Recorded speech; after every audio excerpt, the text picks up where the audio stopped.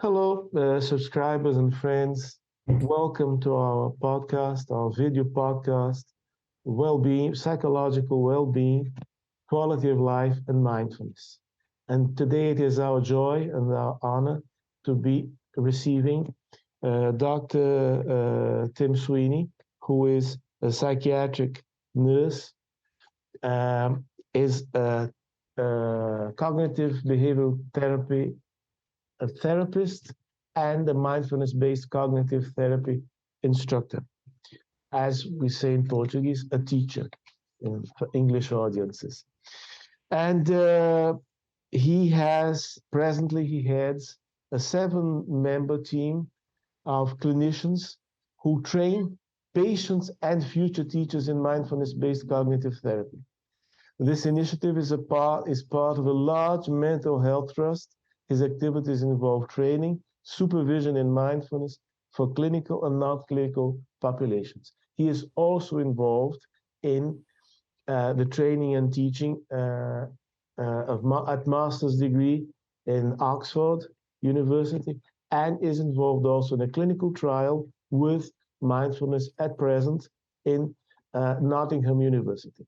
So, Dr. Sweeney, thank you very much for your presence. It's a great joy. It's fortunate opportunity to have you here with us. Thank you very much. Thank you, David. It's lovely to be here. Good, great. And now we are in the first half of our morning, and you're in the beginning of your afternoon, I believe, right? So. Yeah. You just had breakfast and you have probably just had lunch. I have. So we're nourished. We're both nourished. We can see by your curriculum here that given your history, which is a large and a long term experience in teaching mindfulness in health services, especially in mental health, what would you consider the differences and the similarities between the traditional contemplation practices that come from Asian origin and our health models here in Europe and in the New World? What are the similarities and what would be the differences you would find relevant to point out? It's a really interesting question, and one that I'm not an expert in. So I guess I would be thinking about this from the point of view of the knowledge I have as a CBT therapist and as a mindfulness-based cognitive therapy teacher. And so particularly from those points of view, that's I guess how I would think about that. So I would probably really center any thoughts about that around my knowledge of Buddhist teaching, which of course, as we know, is very much underpinning a mindfulness-based approach in healthcare, and also cognitive behavior therapy, which is a very popular model for working with distress and suffering of all sorts. I guess the first thing to say is there's obviously a lot of overlap actually between these approaches, which is interesting in itself, given that they've originated in very different periods in history, very different parts of the planet. But there is a lot of overlap between how these two ways of understanding suffering, a lot of overlap in how they understand what suffering is and the basic mechanics of suffering and the detail of what it is that keeps it going. So, I don't know if it's helpful just to say a bit more about that. Yes. Yeah. Yes. So, I suppose one thing that I think is quite striking about that is maybe some of the similarities in terms of, if we think about the philosophical underpinnings of cognitive behavior therapy, which in a sense is the foundation for mindfulness-based cognitive therapy. So the philosophical underpinnings for CBT within the Greek Stoic tradition of philosophy from around 50, particularly from about 50 AD with the works of Epictetus, who is often seen as the sort of philosophical godfather of CBT, I think. And so from that perspective, very much understanding that our relationship with our experience is fundamental in determining our quality of life, in particular our relationship with our own minds and our thinking. This is seen to be key. And crucially, this is something that we can train and learn to change for the better. And so we can see that very much as a central, to my understanding anyway, a central part of the teachings of Buddhism, and very much the focus of mindfulness is about learning more about our own mind and how we relate to it. So we can see a lot of crossover here in these two approaches. So, I mean, that's interesting to begin with, but both of these approaches recognize also the necessity of effort in this endeavor if we're going to focus on our own well-being and make changes for the better in terms of the quality of our emotional life and psychological health. It's something that you have to put effort into. So I think both from the contemplation traditions and also from a cognitive behavioral point of view, these are very active forms of working with difficulty. So a lot of understanding of the role of our own level of effort in working with this. So I don't know if it's probably a bit of an aside, but it strikes me as interesting that many people spend a lot of time and energy on their physical well-being, regularly exercising, watching what they eat, etc. I mean, not all of us, but it's a pretty standard behavior. And yet how many of us dedicate anything like that time and energy in training and taking care of our own minds? And yet it's our mind that really runs our life and determines so much, if not everything, about our well-being and emotional state. And so, you know, these seems pretty central ideas, really, in terms of the contemplation traditions that you are talking about, and also very much within cognitive behavior therapy as well, and the philosophical underpinnings for that. But it takes effort, and it is worth the effort, but it's something that will really support us in our health if we commit to that. And yet, for some reasons, it's something that not many of us really do, and that we find really difficult to do. So, I mean, I don't know if that's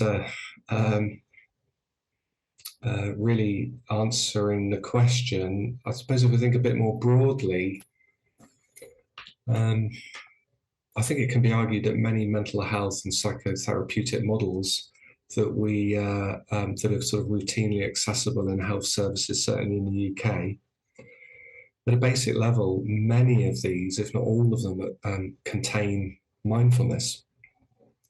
And some of the ideas that really come from that tradition, insofar as that a non-judgmental awareness of experience that brings with it a decentered perspective, an ability to step back and notice our experience, notice our mind at work, so that we can relate differently to it.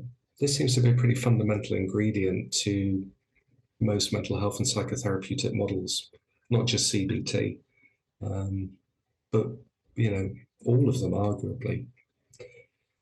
And of course, this seems to be a central aim and cultivated deliberately in Buddhist teaching through mindfulness meditation. This ability to step back, decenter, metacognitive awareness, it's called in the jargon of CBT and cognitive science. Yeah. So this is also, you know, very much a known consequence of CBT, and latterly it's become the specific target of CBT. And it's out of this understanding of the benefits of this that mindfulness-based cognitive therapy was born, and other CBT approaches.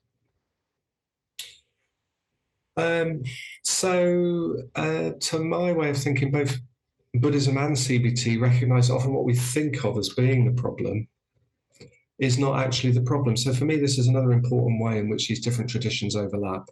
Both Buddhism and CBT recognize that often what we identify, what we understand to be the problem that we're experiencing, is actually a bit of a misconception. We're not really understanding as precisely as we might what the problem is. So again, from my understanding, Buddhist teachings and CBT would see that actually it's our sort of automatic, well-meaning efforts to overcome problems that we're experiencing that actually are the problem. So it's the solutions that we're employing to deal with our distress that actually create the bulk of our distress. So, yeah, sorry, I'm going on. No, I just wanted to take advantage of what you're saying. Say, kind of let us say. Sorry, David. No, please. I'm sorry.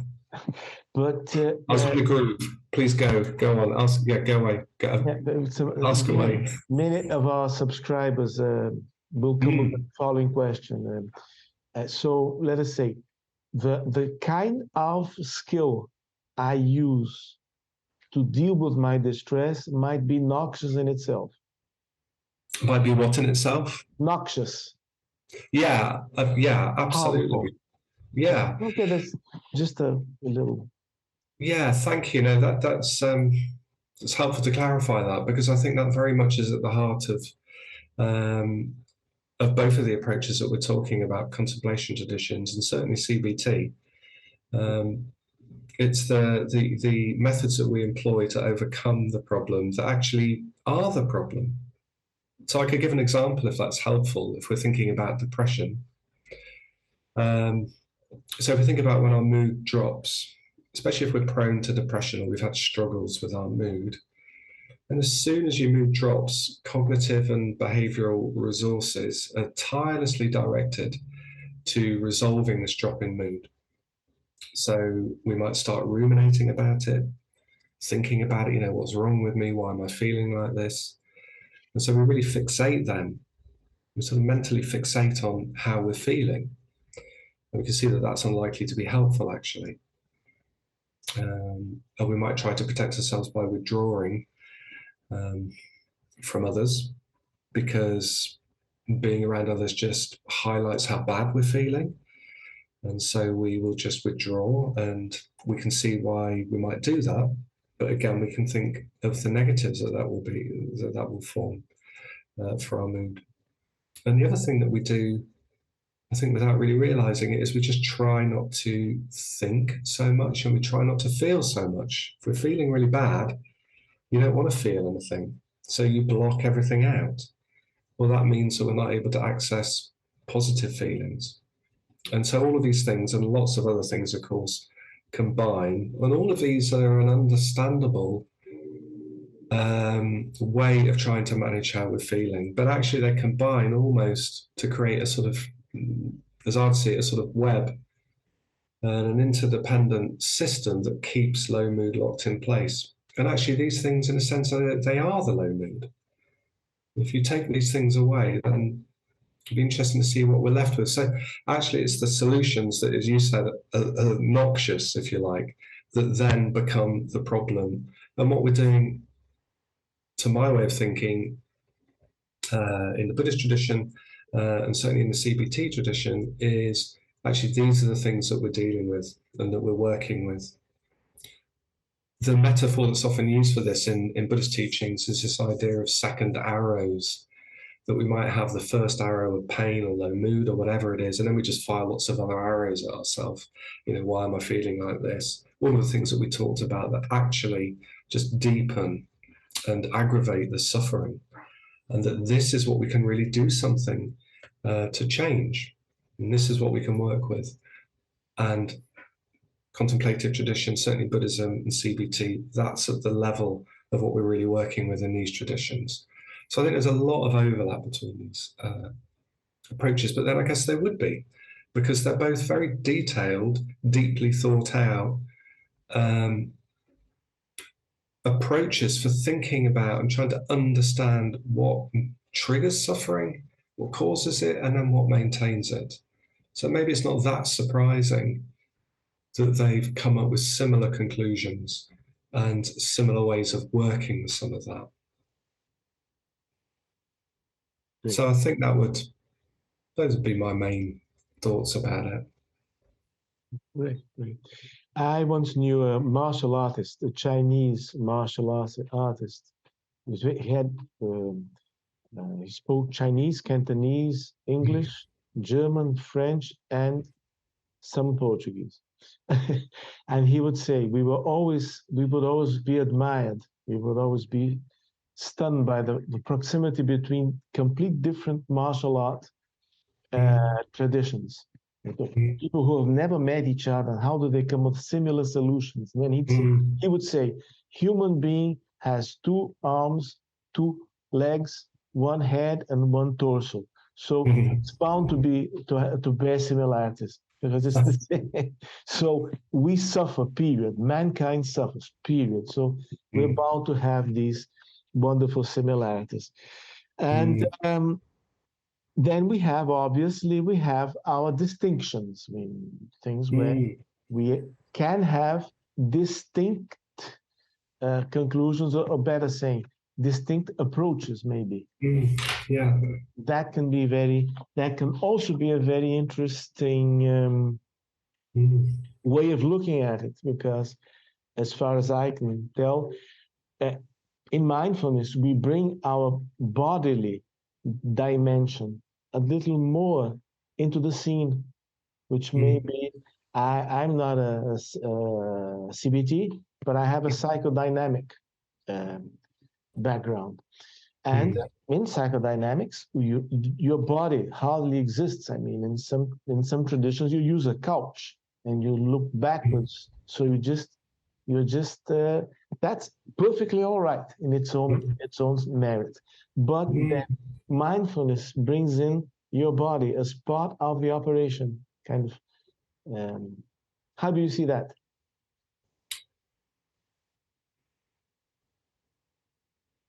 Of course, there are important distinctions between the approaches, one of which might be the body. But I can also see the centrality of the body as a mechanism of change, if you like, within Buddhism. But I'd also see that within CBT, but perhaps maybe in a slightly different way. So I suppose one of the arguments, or one of the criticisms that to me is based on a misunderstanding about CBT, is that it's sort of intellectual. And interestingly, that's one of the arguments that would be, leveled at Stoicism, the sort of philosophical underpinnings for CBT, that it's just in the head, But I'd certainly see CBT, and my very limited understanding of Stoicism, as not just being an intellectual exercise at all. You engage your whole self in the process of exploration and change.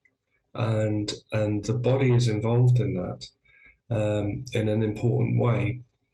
We're not just debating difficulties that we're experiencing and then cognitively challenging them. We're challenging them in order to develop a new understanding and perspective about ourselves and the world by going out there in the world and enacting new behaviors and experimenting. And the role of the body in that, not just as a vehicle for our cognitive understanding, but in terms of a deeper engagement with our experience, in order to have a more embodied sense of a new perspective and way of thinking and feeling about ourselves and the world, is crucial. And without that, it is just intellectual.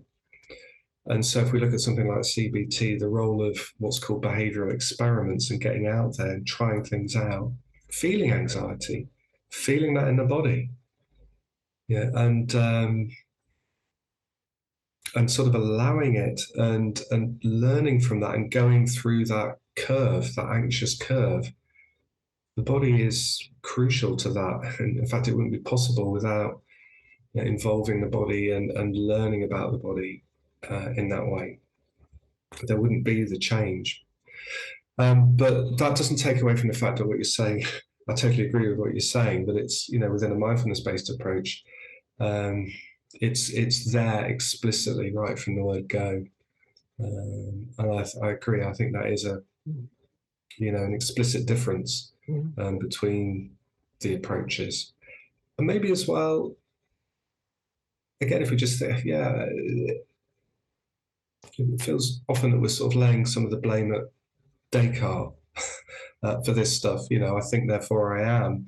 And in the Western tradition, certainly of psychotherapies, that it's all about, as you say, you could just be a disembodied head, basically, because we sort of see that's where, our lives really, exist.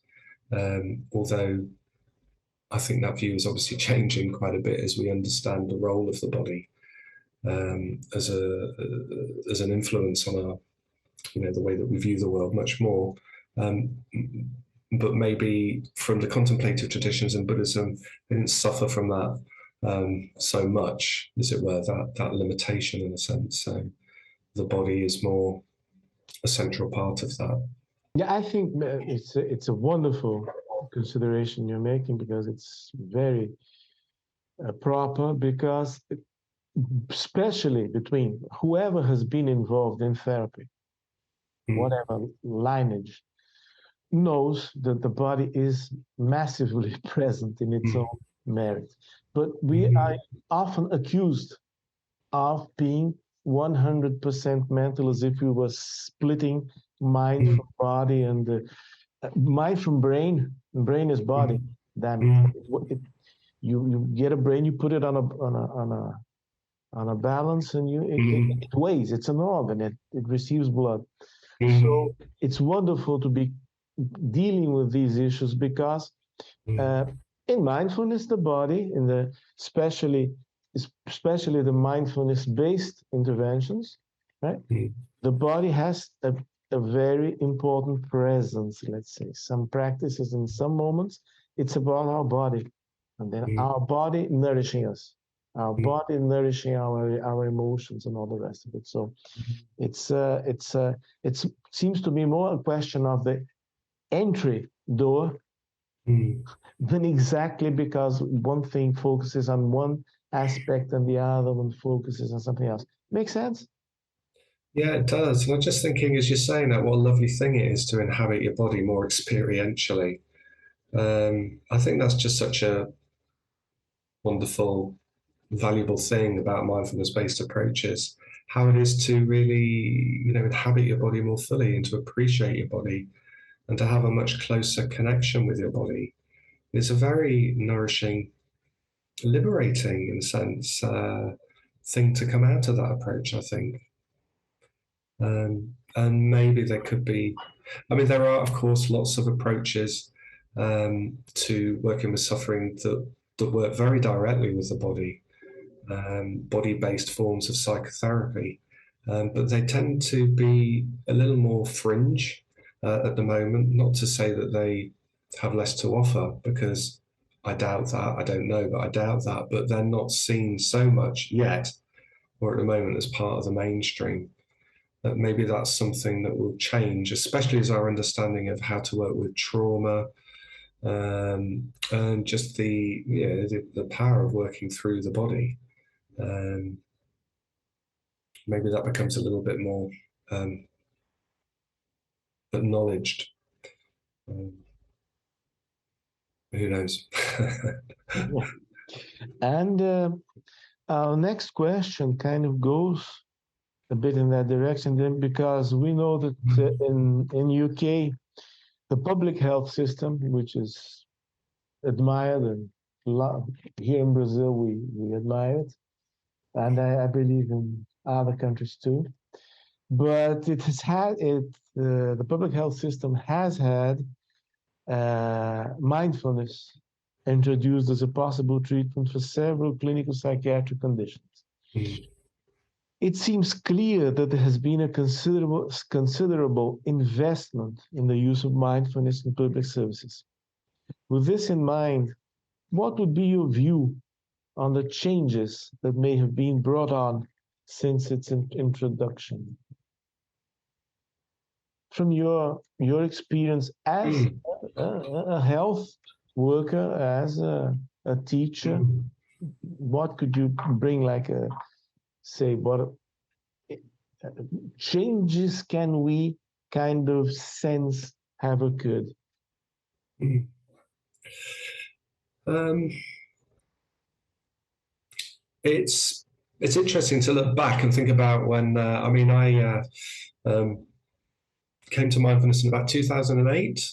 So, it had been around for a while in terms of in healthcare. Well, not really in healthcare very much, but there've been some studies. Mark Williams, John Teasdale, Zindel Segal had created MBCT, following on from building on MBSR.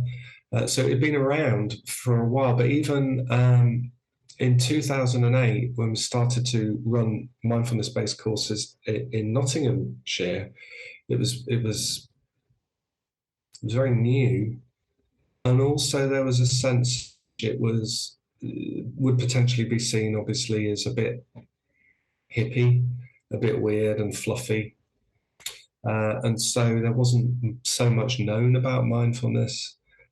So we were quite careful about how we spoke about it. I used to refer to it as attention training. I'm sure a lot of people did. Didn't really use the word mindfulness very much for a little while, not to begin with anyway.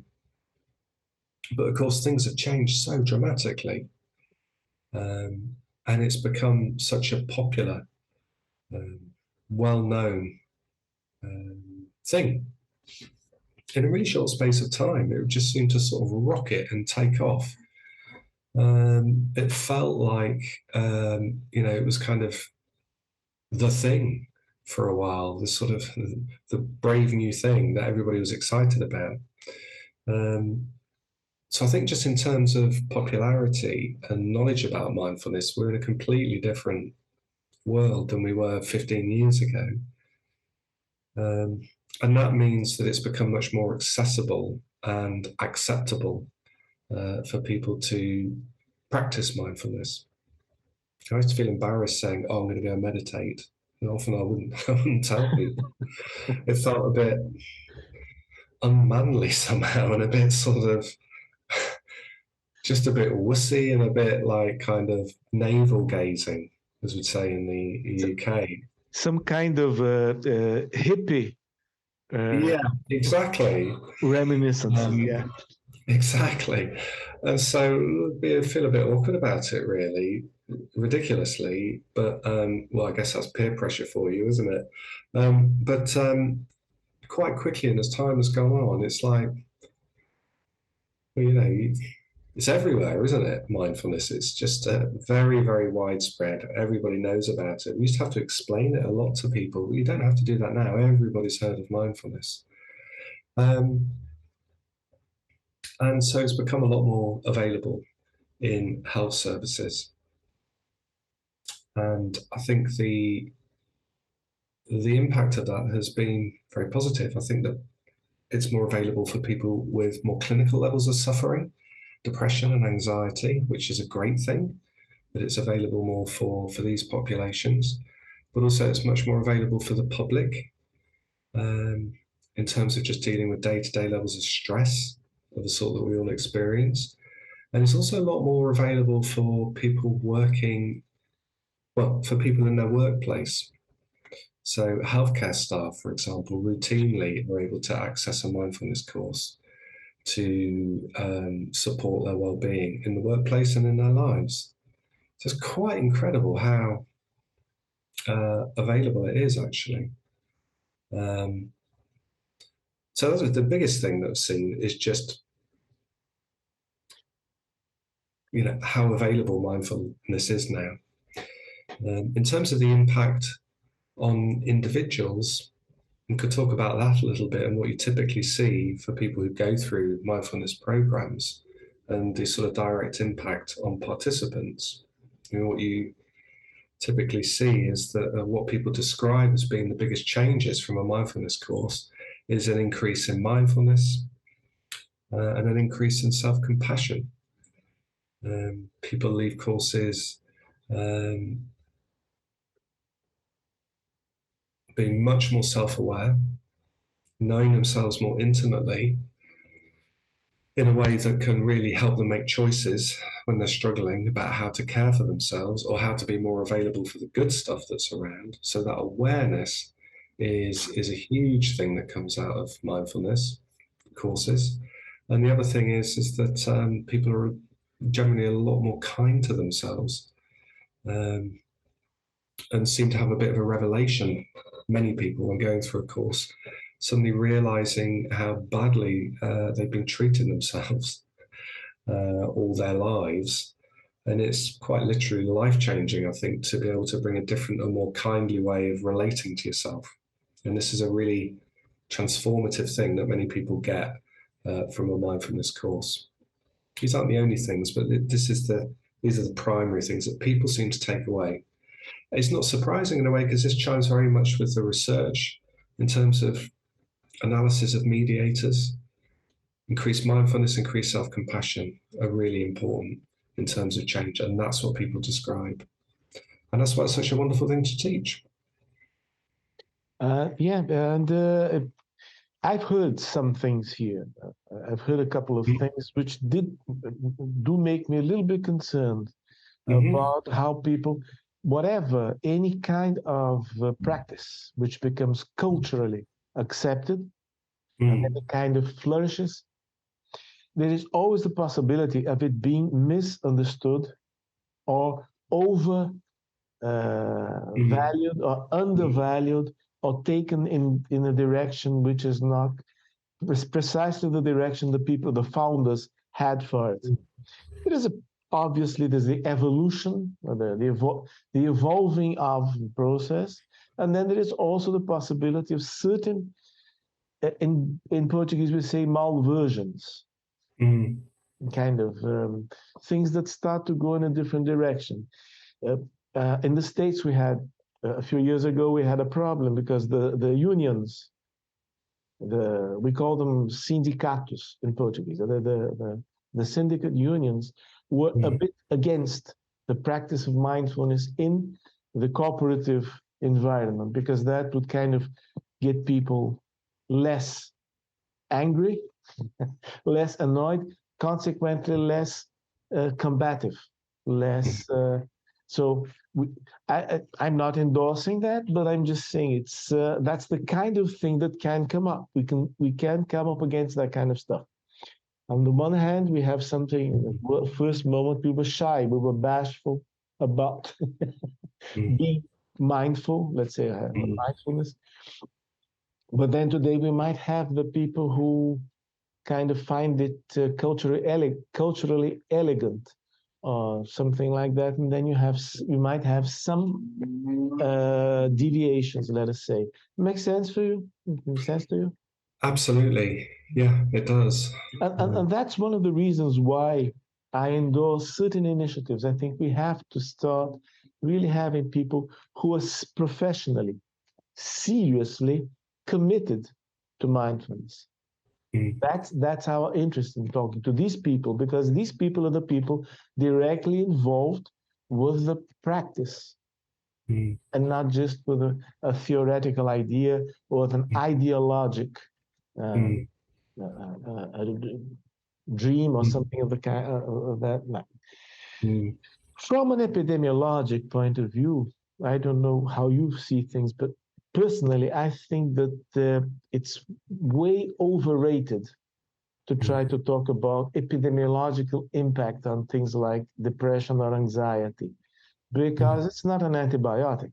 Mindfulness is not an antibiotic or some clinical measure that can change the course, like tuberculosis when the antibiotics were first used. It changed dramatically the entire epidemiological profile, the epidemiological looks of. And mindfulness is obviously something much less ambitious from an epidemiological point of view. But this is important, that well-being is promoted. And I would like to hear your opinion just very rapidly here. It's mindfulness is evolving. I mean, not only in its cultural acceptance, but in its, I mean, Ido Shonin says we don't tire of seeing new mindfulness-based and mindfulness-informed courses being described almost on a daily basis. I don't know how things are today. I think it's a little less. After the pandemic, it kind of slowed down. But anyway, in your opinion, which would be the next feasible steps for optimizing access to mindfulness practice and training? What would be? I'll be a little more clear here. But then you have mindfulness-based cognitive therapy, which was initially designed for depressive patients. It can be used in some anxious, depressive conditions. And then what other steps do you see? What could maybe feasible, of course, that maybe increase the benefits of mindfulness? That's obviously based on your practice, okay? So, the direction you feel the wind blows. It's as you said, I think the sort of growth in mindfulness-based approaches in the last 15 years has been,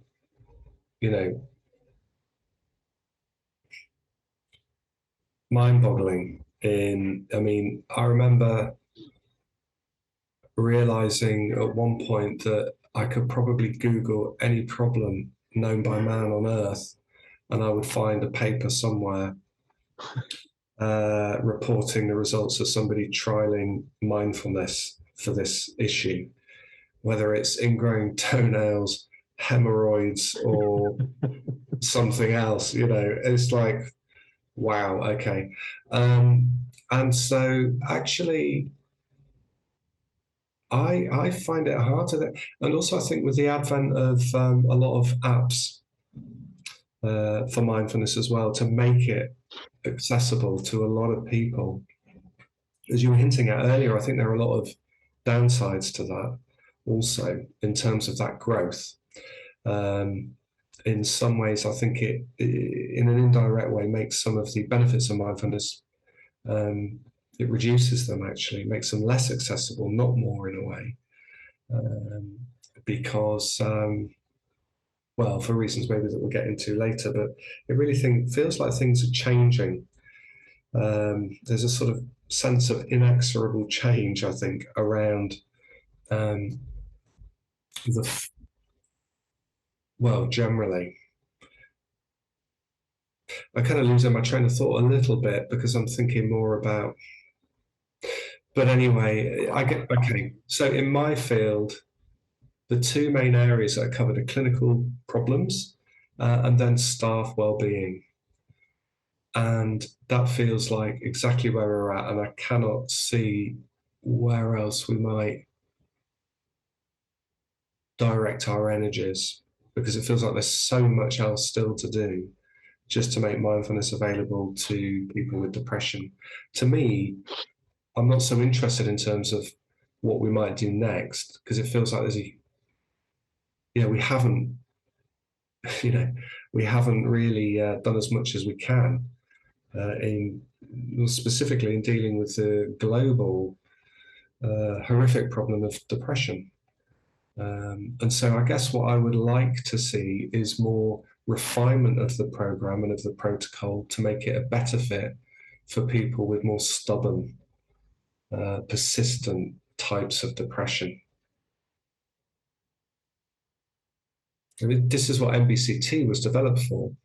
And it's an amazing intervention that has literally saved probably thousands of lives and certainly transformed thousands upon thousands of lives for the better for people who are dealing with the most intense forms of sort of, mental suffering.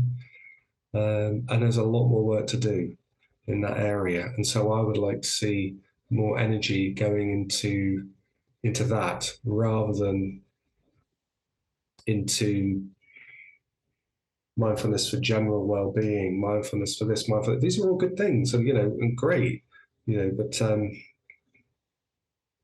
we haven't finished the job, is how I would see it. Something like, maybe we could use the following metaphor. We have a minoration, a coal mine. We haven't yet explored, we haven't extracted enough coal from this mine. Then we let it right where it is, leave it in half done, half baked, and then we go to another place. Yeah, exactly. Yeah, exactly. And there are people out there doing that work. Torsten Barnhofer, Mark Williams, still lots of people. Willem Kuyken, who've really been exploring this. And I think, that there's another seam. Could be another rich seam of coal that we need to mine, and we need to finish the job that we started with this, rather than get distracted by what looks like more shiny and appealing. And fine if that's what, because it's each to their own, and we need to pursue our own vision, really, of what we're wanting. But to me, that's my preoccupation with what we're doing in this field and where we're going. And actually, that is why we put so much thought and energy into training. So we're training a lot of people who work in health services, me and other and colleagues from other NHS-based mindfulness centres, to train people working in mental health with people with depression, to make MBCT more available to them. And those are the sorts of projects that seem most valuable to my priorities, to meeting my priorities, which is reducing depression. Excuse me, reducing the pressure. Sorry, reducing depression. Okay, reducing and the suffering from depression. I understood the pressure, and I said, okay, depression, yes, yeah. And then this, as you were talking here, something came to me. We know that the symptoms of depression, and there's a whole discussion about that, which are the diagnostic criteria to consider someone clinically depressed or not. Then we have the Beck inventory, which says that up to 7 points in the symptoms, you consider that's not depression. I mean, it might be normal. That's enough to point to us that some symptoms that remind us of depression, okay, can occur in, let us say, non-clinical population. It might be quite human. And I was just imagining that maybe, I don't know, I am an instructor, an MBCT instructor with a teacher, but I'm not involved in the elaboration of that. I'm not the avant-garde of the thing. And maybe in the future, there might be some investment on people who are not actually depressed, but they have sufficient symptoms to be kind of hindered by them in their capacity of loving, in their capacity of working, in their capacity of enjoying life. And maybe that population, the preclinical population or the non-clinical population, might be, does that make any sense? Yeah, it makes perfect sense. And I think that that's, to a large degree, the basis for the development, the adaptation of mindfulness-based cognitive therapy in the form of mindfulness-based cognitive therapy for life, which is exactly about that, enhancing the well-being of non-clinical people who aren't experiencing the clinical level of problems, but like all human beings, will experience suffering of varying kinds at different times in your life. So yeah, I mean, I think that is a really great endeavor. That's maybe a little different from what you're saying, perhaps. It sounds as if you're talking about people who are sort of sub-threshold, but are at risk of really becoming unwell in the future because of that low-level residual symptoms of depression. So for me, again, MBCT, we don't have the evidence that MBCT will prevent an episode of depression in people who've never had depression before. But it would seem to make sense that it would be very useful for people with a more sort of dysthymic Yeah, presentation yeah, that's it. Yeah. experience. All right. But yeah, I guess these are open questions because we don't really know. I don't think it's really been looked at in, more rigorously. Mm, Yeah, I'm largely inspired in these ideas. Basically, another program you have in UK, mm, which was the development of programs that aim ultra high risk patients for psychotic disorders. mm, And I found that I worked a while at Universidade de São Paulo. I worked mm, for a while with psychotic patients, mm, schizophrenics basically. And then you have the development of the idea of an ultra high risk mm, person for psychotic, for mm, schizophrenia, whatever. It proved to be very useful mm, because those guys, they experience, of course, now we are talking about a psychotic experience, which is not a continuum with, mm, it's not universal. mm, Hallucination is not universal. Dysphoria is a universal experience, but hallucination or delusion are not. mm. And they kind of approach and they kind of receive. They're very difficult to adhere. They're very kind of To engage. to engage perfectly. Yeah. They're not very engageable, but it's a program and it does benefit a few. The few that do engage get a large benefit from it, and perhaps we avoid the eclosion. We avoid. Yes.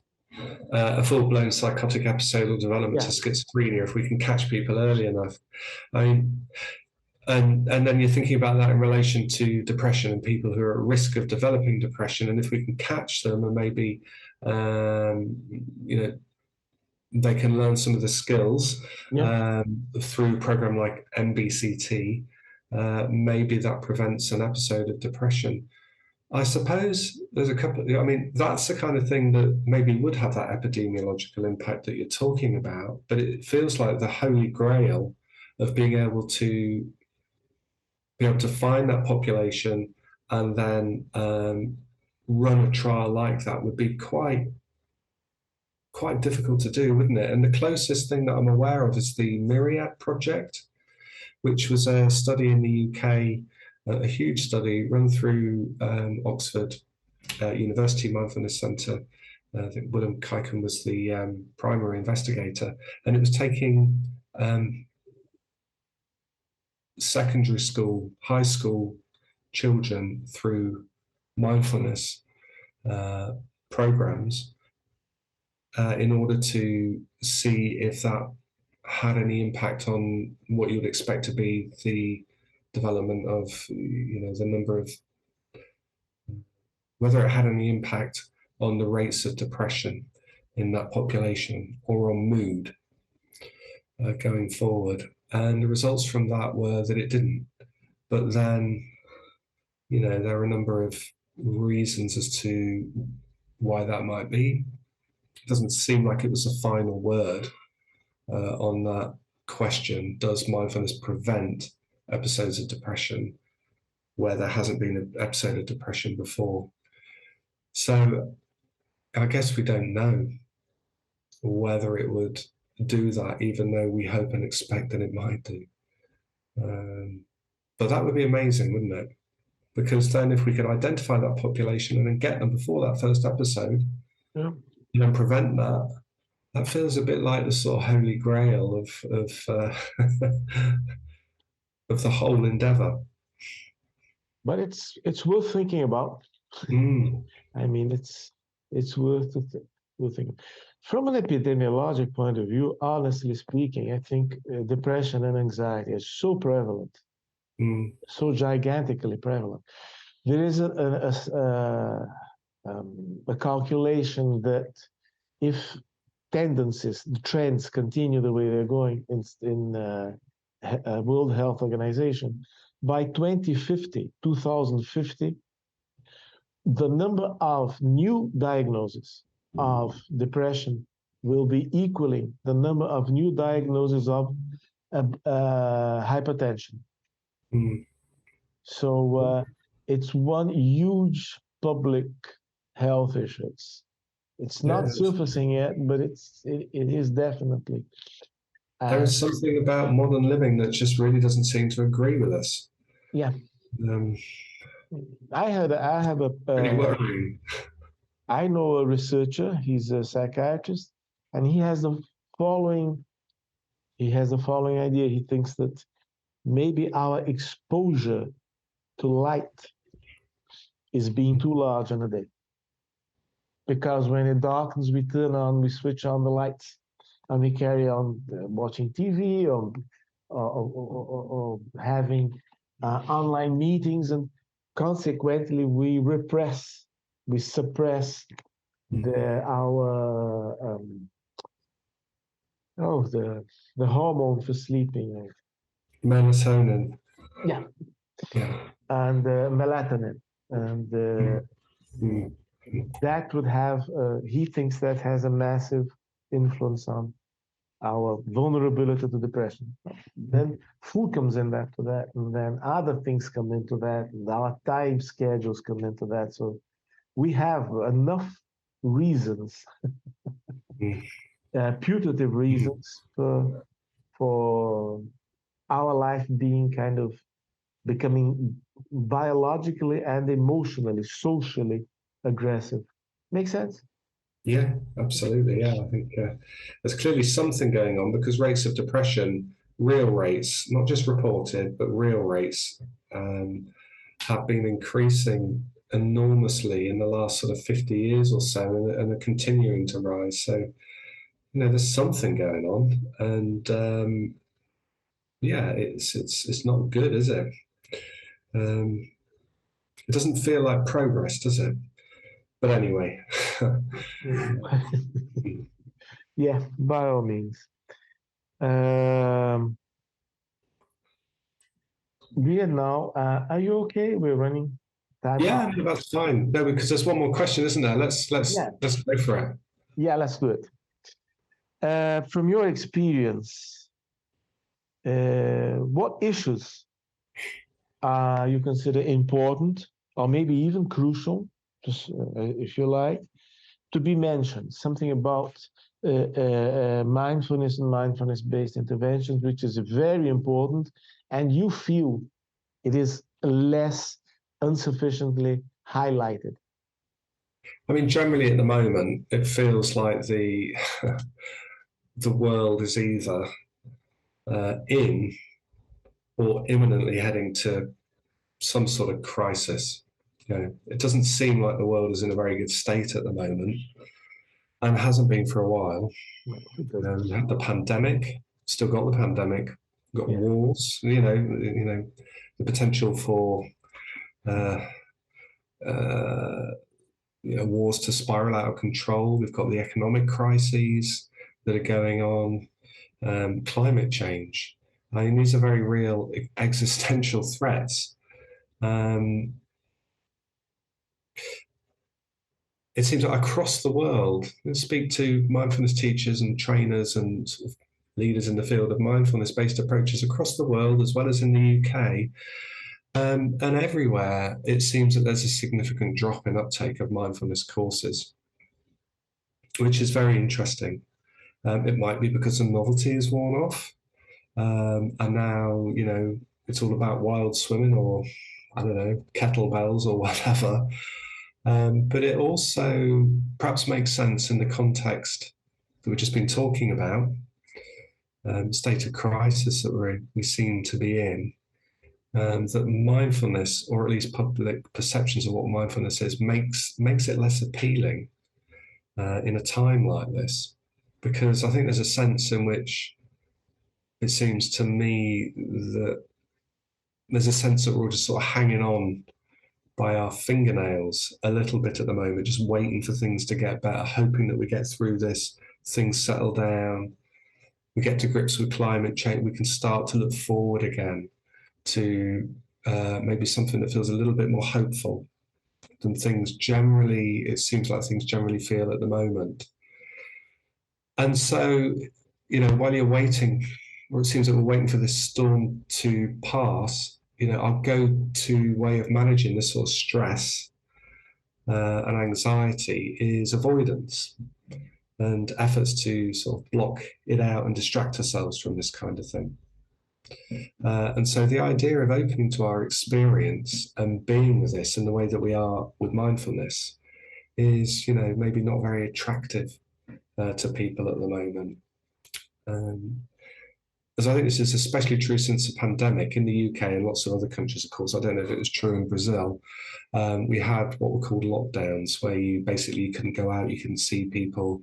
And that lasted for quite a while. And obviously that was a very difficult period. And even though it's changed and now we're allowed to go out and sort of get on with our lives, it does feel a little bit like psychologically we're all still in lockdown, sort of heads down, trying to get through this period the best that we can. And so I wonder if, this is having an impact in terms of the attractiveness of mindfulness at the moment. Because it seems like we're sort of firmly entrenched in this sort of avoidant mode, not wanting to turn to our experience and open to the reality that we're, in deep shit, basically, it seems at the moment. I hope it's okay to say that. But unless we find a way of embracing that reality, we really are potentially staring oblivion in the face as a species. I know it's very sort of dramatic, perhaps feels a bit exaggerated, but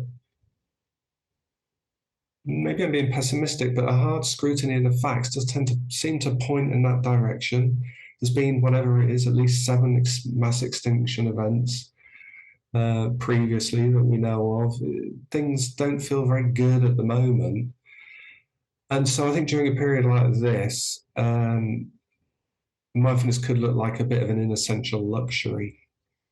And it's just sort of nibbling around the edges. And it's something for when everything's good. And then it just sort of makes us feel a little bit better. And if we're struggling to get by day to day, anyway, and the idea then of investing time and energy in going on a course in order to sort of sit and gaze at your navel, as people might see it, doesn't seem attractive or possible for a lot of people, I think, in this sort of circumstance. And added to this is the unfortunate stereotype of mindfulness as being, if you ask people what they think of when you say mindfulness, you get an image of a wealthy, slim, beautiful, healthy-looking person sitting on a rock by a lake, looking all serene. And while we might want some of that, all of us, especially at a time like this, it's unlikely to feel achievable right now, while you're just struggling to cope day to day and you just got your head down, distracting yourself, trying to sort of get through and manage. So I think there's a sense, to me, it feels a little bit like mindfulness incorrectly gets relegated to the status of a luxurious lifestyle extra when things are already good. But actually, so while I think that these may be factors contributing to the diminishing interest and engagement with mindfulness that we're seeing across the world at the moment, it's a tremendous shame, because mindfulness offers us something potentially crucial in supporting us as individuals and as a society and as a species, really, at a time like this. So I think those of us in the mindfulness field need to really think hard about how to engage people and make mindfulness and self-compassion more relevant to people's lives as they are right now in these circumstances, so that it's seen to be offering something of obvious worth. I suppose just finishing that off, really, that line of thinking off, for me, mindfulness absolutely is about reducing suffering first and foremost. our own suffering and the suffering of others. That's, that's what we're here for, as far as I'm concerned. And it's hard to think of a time in recent history when it's been more needed than right now. Yeah. Long speech. No, that's what we have to hear, to listen, to hear, to be in contact with. And so I think that's the bit that we really need to think about that isn't sufficiently highlighted, because I think we're still finding our way with it and working this stuff out. I read a few. As you were speaking, I was remembering something I realized a few years ago. Mindfulness showed its really enthusiastic, enthusiasm-inducing results with populations who kind of had no way out. Chronic pain, depression, situations where people from an existential point of view are kind of cornered. They're just chronic pain and they're taking painkillers or they're depressed, and to get out of a depressive episode despite the use of antidepressants, then from an existential point of view, the reorganization, as MBCT says, depression casts a long shadow. It's a lot about dealing with these shadows that grow around us when we go through any personal big crisis. And so I think the most the word is not coming to me, but anyway, the most compelling results come from the people who are in a real corner. And I think... Yeah, but just to say something to that, because I think that, that is certainly mindfulness-based approaches. That's when they really have something of great value to offer when you're in a situation and you can't, that first arrow, the chronic pain or the chronic depression or whatever it is there. And then it's working with that so that we're not adding extra onto that distress. At the moment, just thinking about the sort of the situation that we're all in on this planet in terms of the crises that are unfolding and seem to be combining,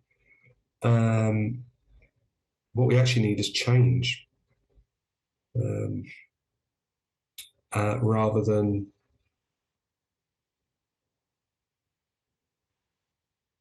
acceptance. It feels like we need to fight very hard to change things rather than adapt to this new reality. I think mindfulness has a real role in that fighting. But first of all, we need to accept what's going on at the moment and sort of turn towards that and embrace that a little bit. And then,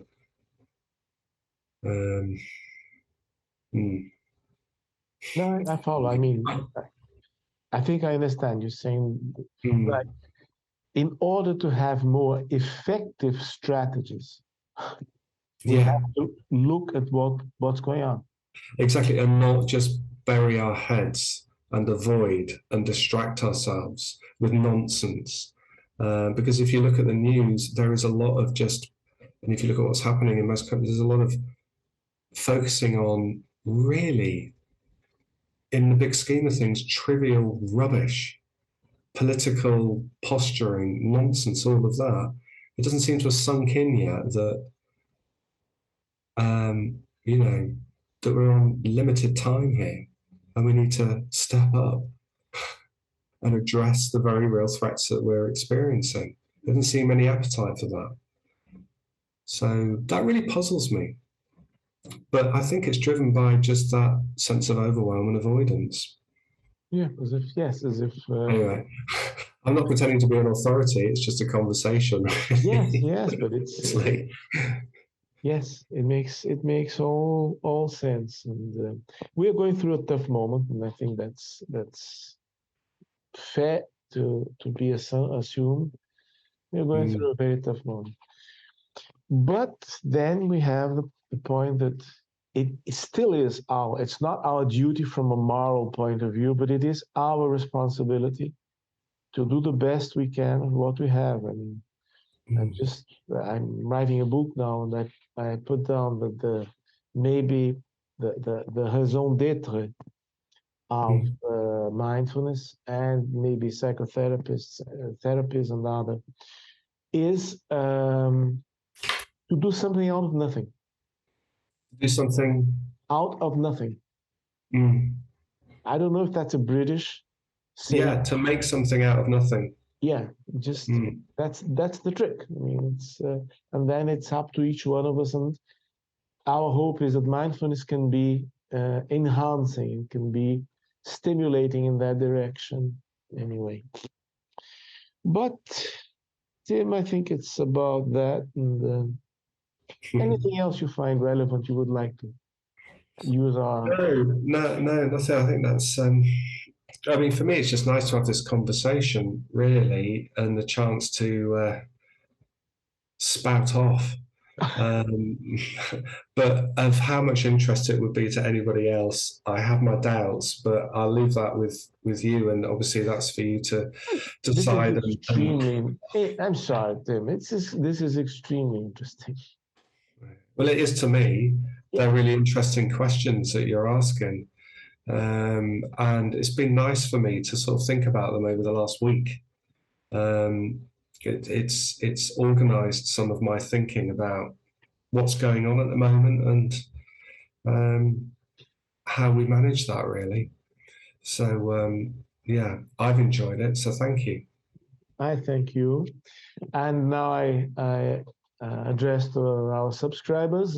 Tim, how can people reach you? How can people make contact and maybe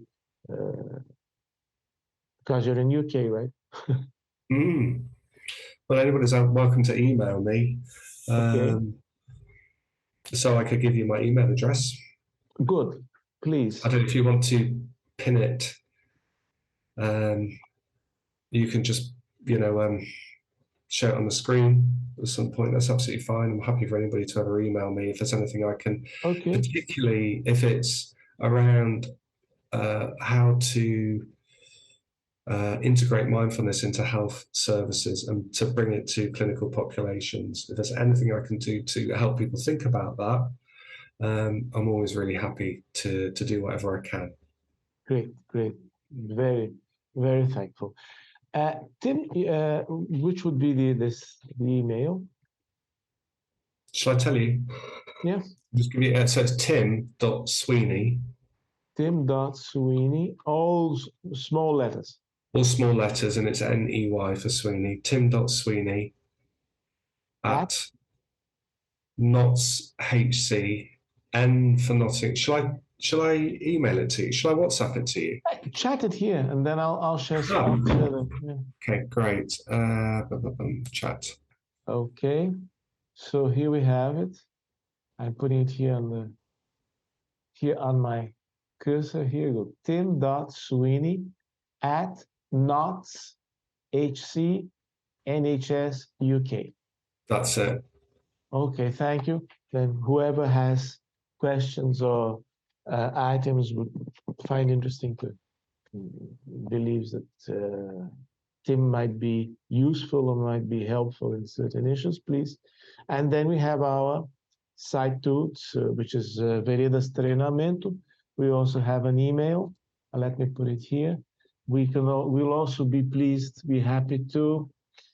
I'll put it on later, but we're also happy to get in contact with Tim on behalf of our subscribers. Tim, thank you very much from my heart. You have no idea how Brazilian populations are thirsty. They're in need to have this closer dialogue and communication with people who have been longly involved in mindfulness and its difficulties and its it's joyous. Thank you very much. Well, thank you. It's been lovely to, as you know, I am a great lover of Brazil, having been there a number of times. I miss coming to Brazil, so it's nice even sort of be there virtually with you and with anybody who's watching. So, yeah, thank you. Thank you very much, Tim. Have a wonderful weekend. Have a great time. Look, our subscribers might request you to come back, but then I'll let you know.